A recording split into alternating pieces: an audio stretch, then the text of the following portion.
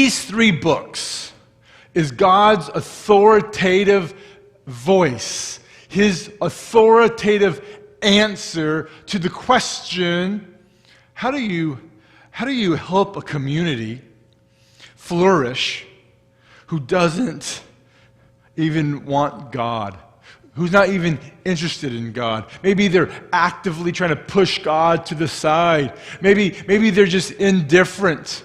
Maybe they see the church as a place for charity. Oh, I'm not into organized religion. I'm not ever going to get involved in the church. But hey, the church does good things. It does charity, but it does not give clarity to my personal questions. The church doesn't give clarity to the confusion and the dysfunction in the culture. No. I'm indifferent. The church should stay out of the public sphere. Like, how do you help a community, a nation that believes that? What do you do? God says, there's a book called Ezra. And what do you do with Ezra? You look up to God. Ezra is all about personal and corporate spiritual renewal. It's about the presence of God. You can't give a culture, you can't give a community, you can't give a person what you don't possess. And so there needs to be renewal. Spiritual ongoing renewal. That's Ezra. Look up. Then you got Nehemiah. Actually, Nehemiah covers all three of these, but the dominant focus is rebuilding the wall. That's dealing with, hey, in society there are practical and there's functional needs.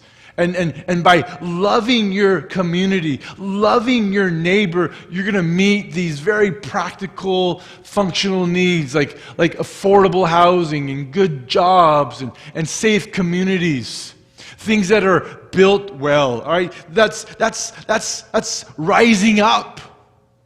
All right, so Ezra is look up. Nehemiah is rise up. And then you got Esther, which we'll look at today. Speak up. Speak up for God. Speak up for justice.